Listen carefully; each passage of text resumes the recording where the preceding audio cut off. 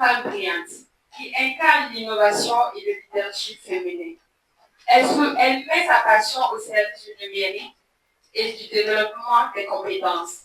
Aujourd'hui, elle partagera avec vous des stratégies concrètes et les clés pour exploiter le potentiel de l'IA dans la création du contenu.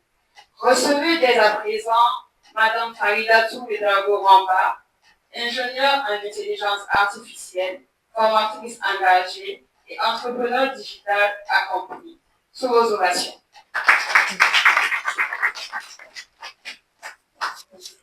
Merci bien, modératrice. C'est gentil. D'accord, je vais m'entretenir avec vous sur le thème IA et création de contenu.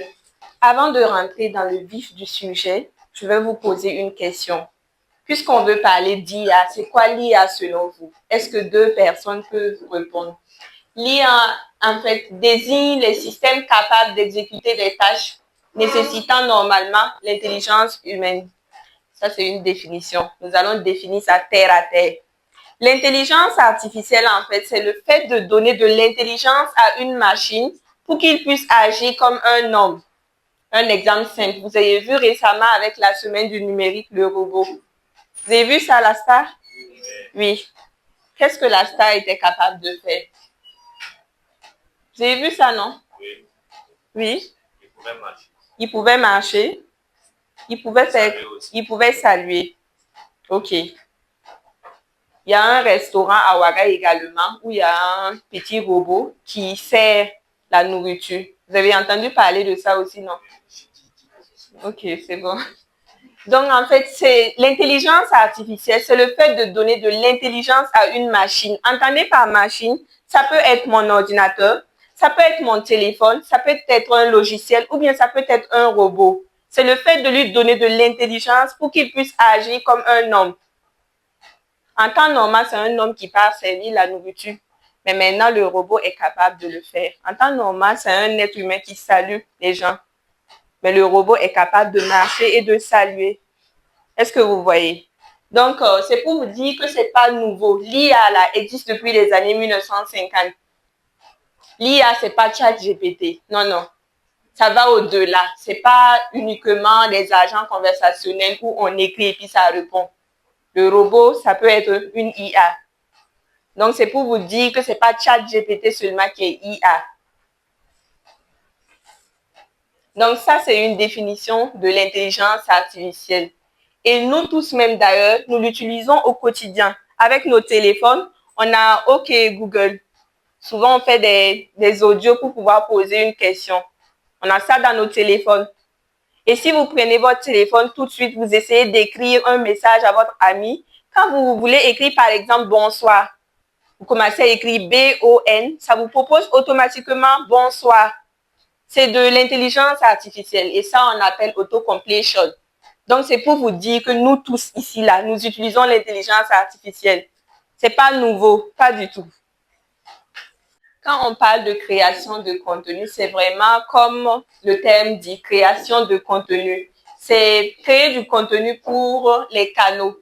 Ça peut être des réseaux sociaux, ça peut être des sites web. Donc, on peut soit faire un texte, ou bien une image, ou bien une vidéo. Et ce qu'elle a dit par rapport au thème, ça, c'est la ligne éditoriale. Donc, je peux décider, par exemple, de créer du contenu uniquement sur l'IA. Donc, si on me voit dehors, on saura que c'est moi, je parle de l'IA. Est-ce que vous voyez? C'est une manière aussi positive de se faire connaître. Parce que les jeunes, nous les jeunes, on est là, on dit souvent, il n'y a pas boulot, il n'y a pas boulot. Ou bien, je n'ai pas bras long, je n'ai pas bras long. Si tu commences et des personnes t'écoutent, les gens peuvent te contacter. Est-ce que vous voyez?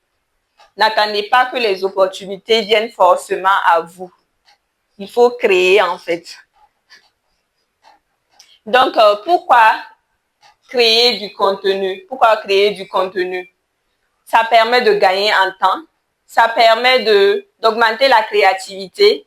Ça permet également d'analyser automatiquement. L'IA permet d'analyser automatiquement. Nous allons voir comment. Les outils IA, parmi les outils IA que vous connaissez, est-ce que vous pouvez citer les outils IA que vous connaissez?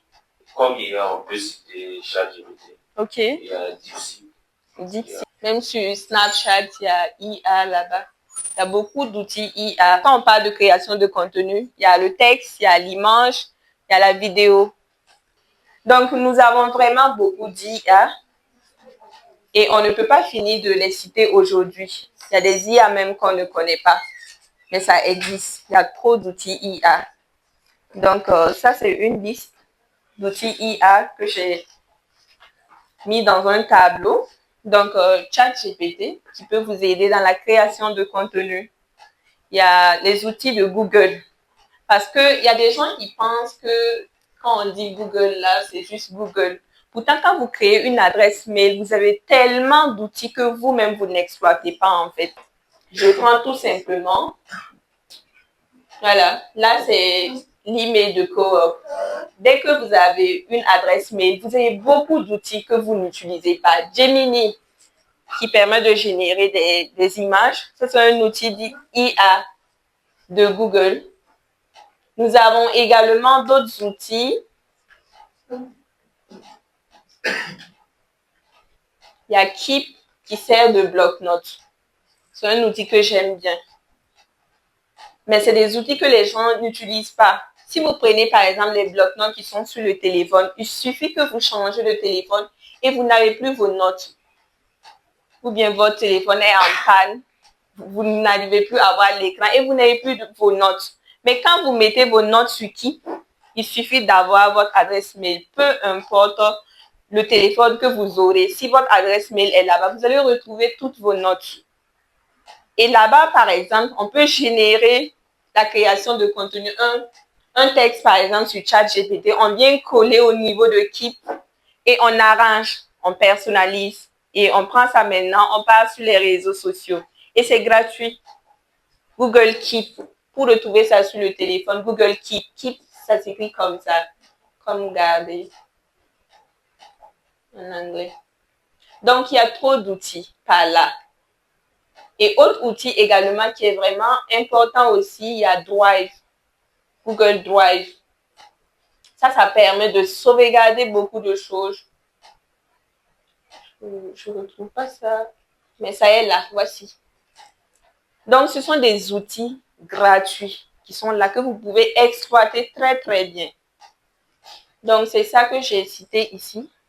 Ça peut vous aider dans la création de contenu au niveau de l'organisation pour bien vous organiser. Donc, on a Canva également. C'est vrai qu'on n'a pas parlé de ça. Quelqu'un n'a pas dit le nom Canva ici. Vous connaissez Canva, non? Oui. Vous l'utilisez?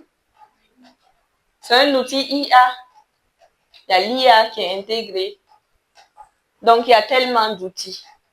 CapCut, on a parlé de ça. Ça, c'est plus pour le montage vidéo. Et Canva, c'est utilisé pour la création de visuels. Et en plus des visuels, on peut également faire des présentations. Cette présentation, j'ai fait ça sur Canva. Donc, il y a Copilot également. Personne n'a dit Copilot ici. Vous avez entendu parler de Copilot, non? Vous avez entendu? Non? Pas tout le monde. On est dans la course des IA. Donc, chaque entreprise essaie maintenant de créer son IA. Si on prend Google, on a Gemini. Si on prend ChatGPT, c'est de OpenAI. Si on prend Copilot, c'est de Microsoft Edge. Vous voyez ça, le navigateur là, celui-là? Son IA là, c'est Copilot. Tout le monde ne connaît pas ça. Hein? C'est également très bien. C'est un outil IA que vous pouvez exploiter pour la création de contenu. C'est comme ChatGPT en fait. Donc, pourquoi vous devez utiliser l'IA dans la création de contenu? Pour pouvoir trouver l'inspiration. Souvent, on est là, on ne sait pas quoi poster. On ne sait pas quoi poster, on est là, on n'a pas l'inspiration. Qu'est-ce que je vais dire sur les réseaux? Qu'est-ce que je vais dire sur Facebook? Qu'est-ce que je vais dire sur TikTok? Qu'est-ce que je vais dire sur LinkedIn? Vous êtes sur LinkedIn aussi, non? Qu'est-ce que je vais dire là-bas? Puis on est là, on dit, ah, moi, je ne sais pas trop ce que je vais dire. Il y a d'autres même qui disent, ah, moi, je n'ai pas encore obtenu ma licence. Je n'ai pas encore fini mon master. Je ne sais pas quoi dire là-bas. Pourtant, on n'a pas besoin de tout finir pour se lancer dans la création de contenu. On peut utiliser l'IA pour trouver l'inspiration. Déjà pour les idées, si tu n'as pas d'idées, tu peux l'utiliser pour l'inspiration. Tu peux l'utiliser pour améliorer tes posts également.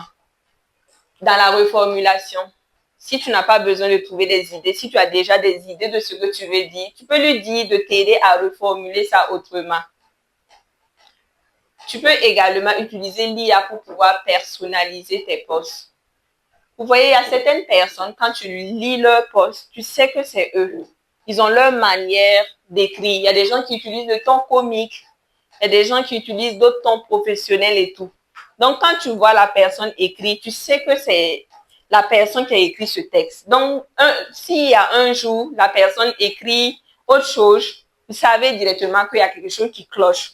C'est pas la personne, c'est qu'il y a quelque chose derrière qui ne va pas. Vous utilisez également l'IA pour pouvoir gagner en temps. Ça permet d'aller très, très vite. Donc, comme conseil pour pouvoir réussir dans la création de contenu avec l'IA, vous devez personnaliser ça.